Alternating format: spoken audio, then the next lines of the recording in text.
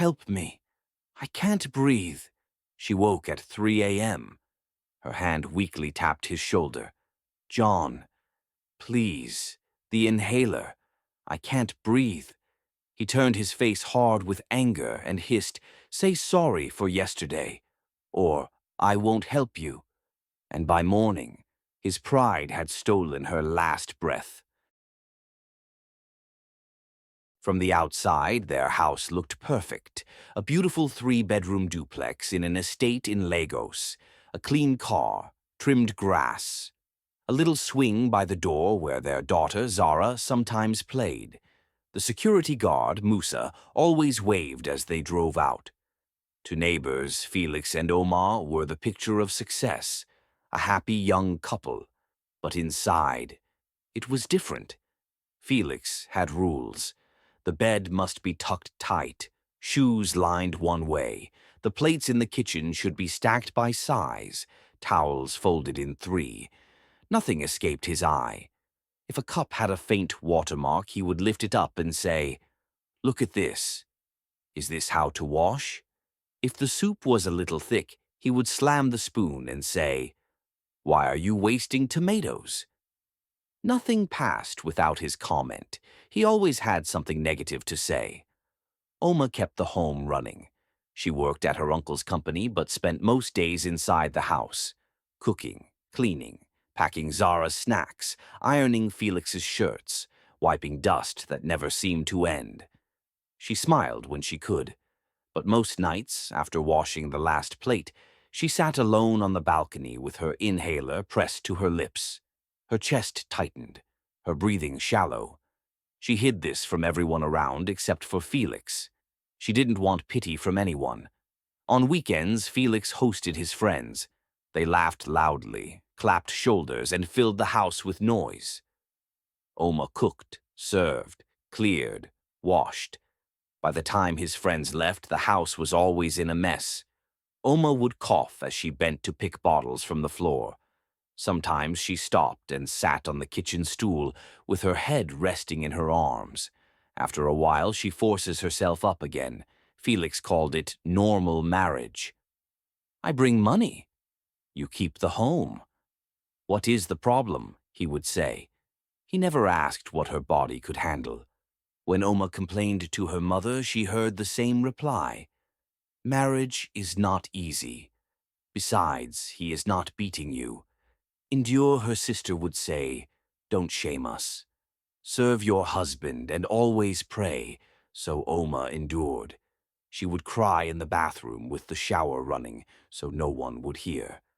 Her only light was Zara, their 4 years old, who was always running in the house with a doll. "Look, Mummy," she would say, dropping her drawings on the table. Oma's tired face would soften. But when Zara climbed Felix's lap, he often pushed her aside with his eyes still glued to his phone. "Not now. I'm busy. Go to your mother." The house felt like a prison for Oma. A heavy silence grew. It wasn't always like this.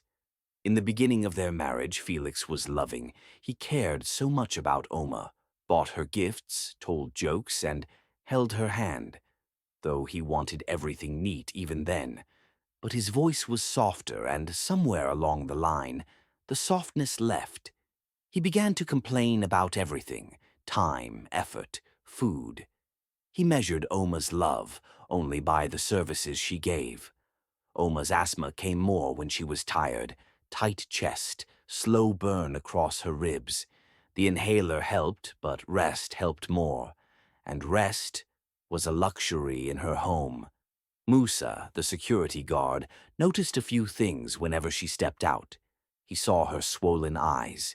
He saw her stand under the mango tree outside the gate, gasping for air before entering the house again. He offered help most of the time, but she always smiled and said, "I'm fine, Musa." "Thank you." One day she tried to plead with her husband when he returned home. "Please help me wash the plates. I am exhausted. Can we rest from hosting your friends this weekend?"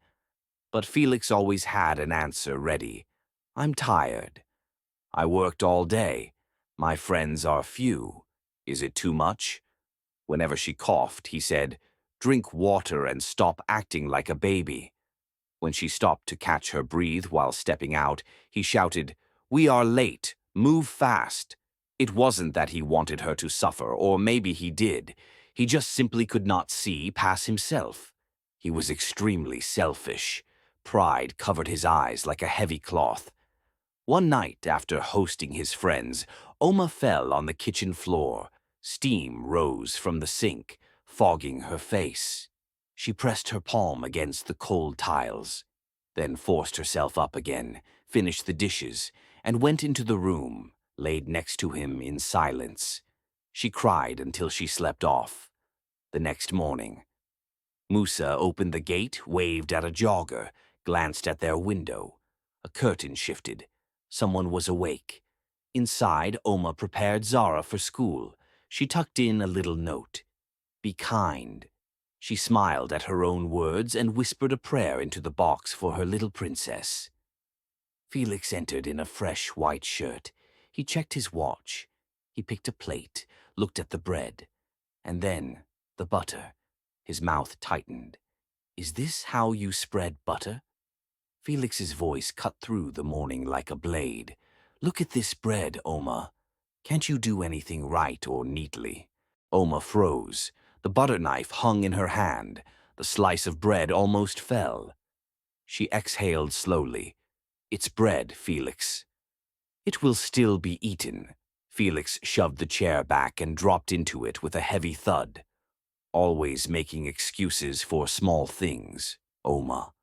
Small things you can't get right." Her face stayed calm, but her chest felt heavy.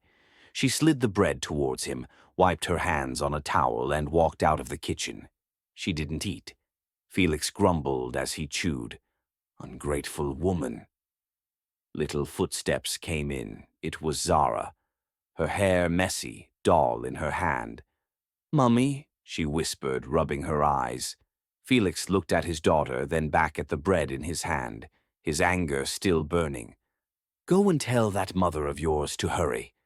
Else I will leave the both of you." Zara blinked, hugged her doll tighter, and walked away slowly. That morning, silence sat with them like a third passenger. Musa opened the gate as usual. "Good morning, Oga." "Good morning, madam." Felix gave a stiff nod. Oma didn't answer. She kept her eyes low. In the car, the silence was suffocating. Even Zara felt it. She hummed softly in the back seat, but no one joined. Felix kept his jaw clenched. Oma stared out the window, Lagos blurring by. At the school gate, Zara waved. Still no words. He stopped by Oma's office. She stepped down and closed the door gently. Felix drove off without looking back. By evening, nothing had changed. Felix ate alone. Oma sat with Zara, helping with homework. She smiled faintly for her daughter, but her eyes were far away. On Tuesday, Felix waited for her to break the silence, to say good morning. It never came. She packed Zara's bag, handed Musi money for groceries, and left without a word. At night, she placed his food on the table and ate alone in the kitchen. Felix stared at her from a distance, his pride swelling. Then he whispered, "If anyone is going to say sorry, it won't be me." By Wednesday, Felix shouted at his staff at work, then came home with the same harshness. He turned the TV volume high during dinner. Oma turned her chair away from him and ate quietly. When she coughed, he didn't look up. "Drink water." He said. She didn't respond. Then, on Thursday evening, Oma placed his food down and lingered. For the first time in days, her voice broke the silence, very soft and small. "Hi," she said.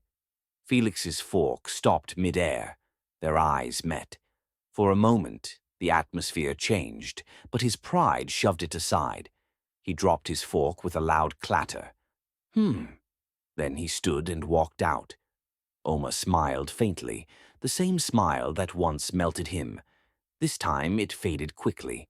She sat alone at the table, shook her head softly, and ate in silence.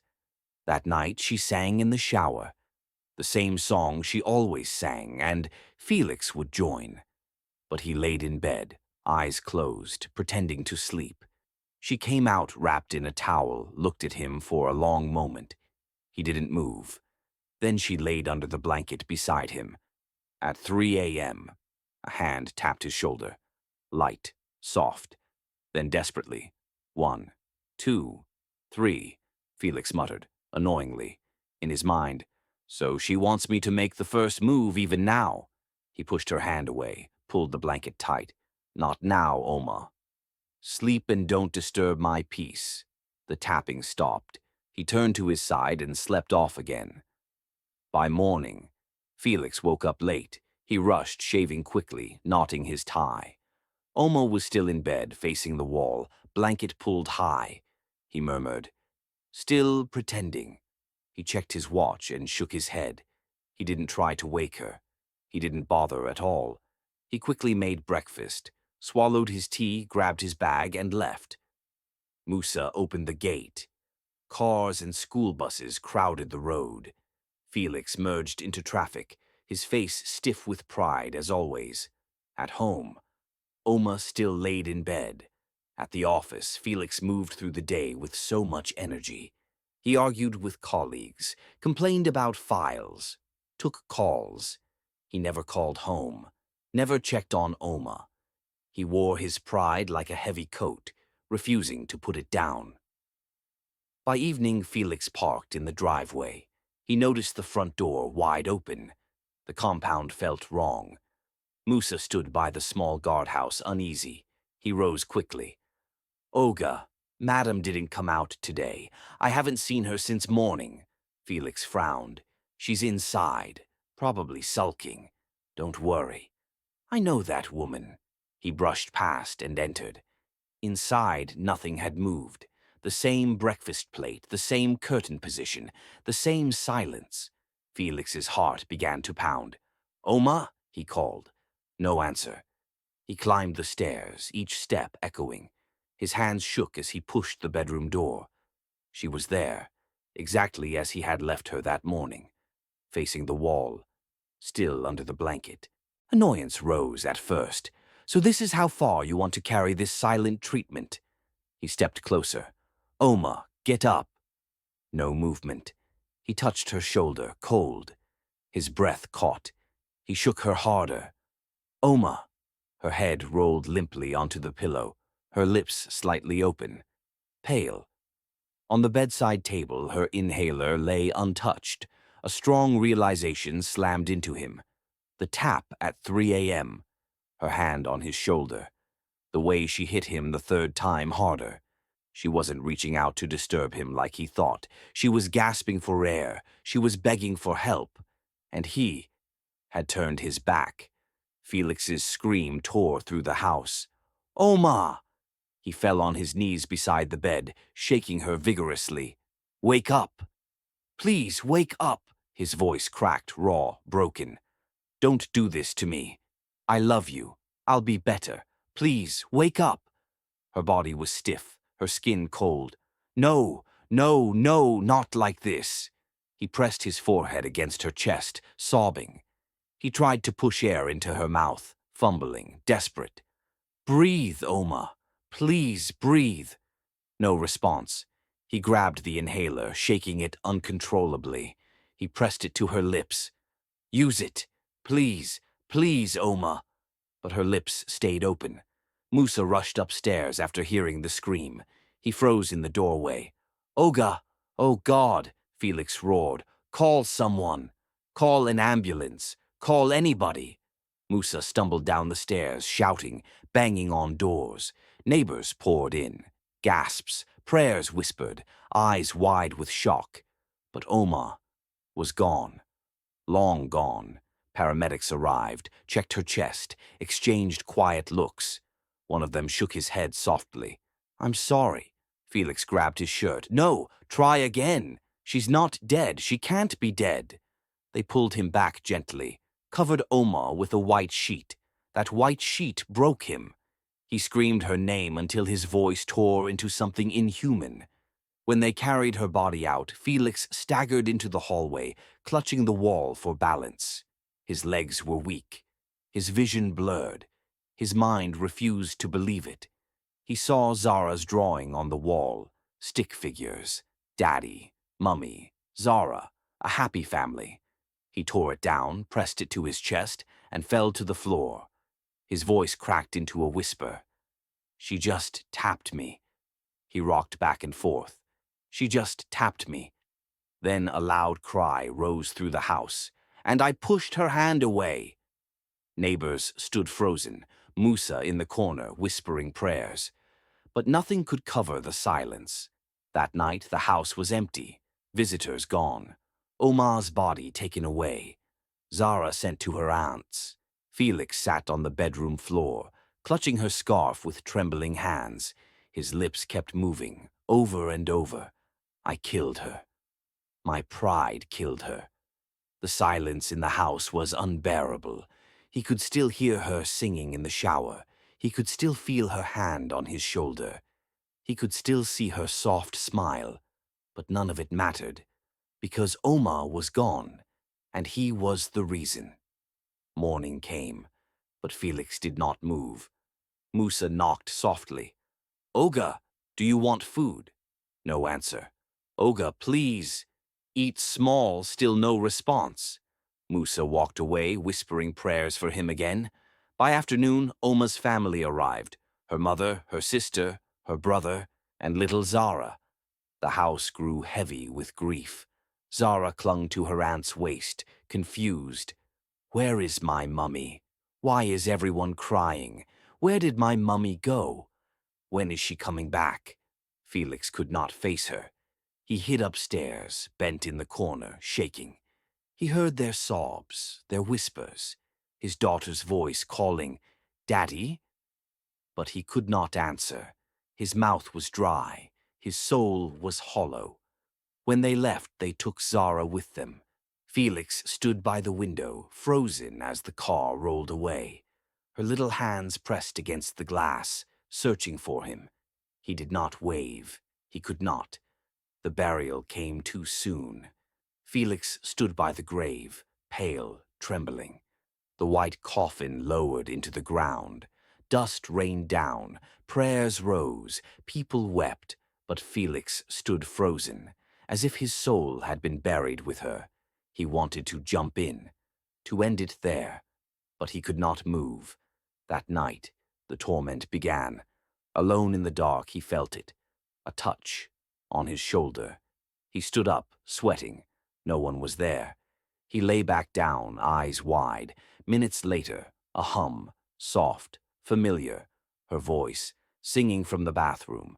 He stumbled to the door, the shower dripping, the room empty. He grabbed the sink, staring at his reflection, and in the corner of the mirror, she was there, standing and watching. He spun around, nothing. His knees buckled. He fell to the tiles. Leave me, please, leave me. But the house would not let him go. Days blurred. He stopped eating, stopped bathing, stopped talking. Musa tried. Neighbors tried. Her family tried. But Felix shut them all out. He sat in the dark, whispering the same words. I killed her. My pride killed her until it became a chant. One night he woke up screaming. He dreamt of her again, lying beside him, gasping, tapping his shoulder. And in the dream he pushed her hand away. This time her wide eyes locked on his, until life drained out of him. He woke up drenched in sweat, clawing his chest. Musa rushed upstairs to find him pointing at the bed. She was here. She looked at me. Musa's eyes filled with tears. Oga, please rest. But Felix could not rest. Soon he never left the room. Plates piled. Air grew stale. His hair wild, his eyes hollow. At night he heard Zara's laughter echoing in the house, even though she wasn't there. He heard Oma's voice singing lullabies that ended in coughs. He begged the air, stop, please, stop. But the house never stopped. One afternoon, Oma's brother came with 2 men. They found Felix sitting on the floor, clutching Oma's sandals, whispering, "She tapped me. She tapped me." He didn't look up when they lifted him. He didn't fight back. He walked like a man already dead. They took him to the psychiatric hospital. The hospital was white, cold, silent. Felix sat by the window, staring at trees. Doctors tried. Some nurses prayed. He refused food, refused medicine. They gave him paper and a pen. Every morning he wrote the same words, "I let her die," and beneath it, "I'm sorry, Oma." Pages upon pages, until his hands cramped. Weeks passed, then months. His family stopped visiting. Oma's family turned away. Only Musa came sometimes, leaving food at the door. Felix grew thinner, paler, hollow. At night, nurses heard his mutters. "She tapped me. I turned away. I failed her." The words haunted the ward. Some pitied him, others avoided him. But no one could save him from himself. One rainy evening, he was allowed a supervised visit to the cemetery. He carried white flowers, a folded note. He knelt in the mud, placed them gently on her grave. His lips trembled. "I'm sorry. Please forgive me. Take me with you. I don't want to breathe anymore." The rain answered with silence. They led him back to the hospital. He sat again by the window, and this time, when he blinked, he saw her face in the glass, her eyes fixed on him, her hand rising slowly. Tap, tap, tap. Felix flinched, covering his ears, but the sound would not stop. He whispered into the empty room, "I hear you. Every night, I hear you." And he kept hearing her, until madness swallowed him whole. Felix never returned home. He never saw Zara again. He never laughed. He never healed. For the rest of his life, he carried the sound of those 3 taps, the sound of his wife's last plea, the sound of his pride that betrayed her, the sound of a man who did not love his wife right. If only he knew, if only he put his pride away, maybe, just maybe, his wife would still be alive today. Because pride, they say, destroys the very place where love was meant to heal. Do you agree? Thank you for watching. Please support me by liking and subscribing to my channel. See you in the next one.